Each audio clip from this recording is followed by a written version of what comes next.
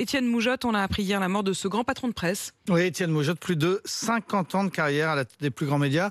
Au départ, c'est un Parisien, fils de cheminot. Il est à Sciences Po dans les années 60. Il milite à l'UNEF, syndicat de gauche. Mais il comprend vite que ce qui le passionne, c'est de raconter le dessous des cartes.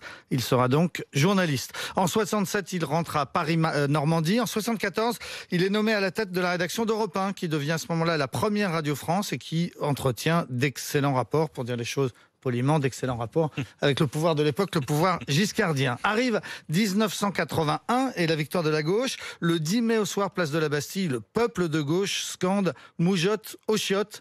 Les socialistes demandent sa tête et il est viré. Le groupe Lagardère le placardise alors, d'abord au JDD, puis à Télé 7 jours, et il fait de cet hebdo télé le premier titre de la presse française. Et c'est à ce moment-là que commence l'aventure TF1. Oui, la droite au pouvoir privatise la première chaîne. Étienne Moujotte est l'élément clé de la candidature du groupe Lagardère, auquel il appartient, un groupe qui est ultra favori, mais surprise, c'est Bouygues qui l'emporte. Catastrophe pour Étienne Moujotte, placardisé une fois de plus. Mais Bouygues n'est pas rancunier, il l'embauche très vite comme directeur des programmes, et avec le PDG Patrick Lelay, il va régner en maître sur la télévision, faire de TF1 la première chaîne d'Europe. TF1 est alors hégémonique, rafle 40% de l'audience et 50% de la pub. Cela va durer 20 ans. On apprendra plus tard qu'il a souffert d'un cancer à ce moment-là, en arrivant à TF1, qu'il subissait des chimios pendant le week-end, mais qu'il parvenait à cacher cette maladie à tout le monde. En tout cas, ce succès de TF1 est dû en grande partie au sens du public de Moujotte. Il va assez loin dans la télé racoleuse au début, mais il déclare un jour, la télé poubelle, ça suffit.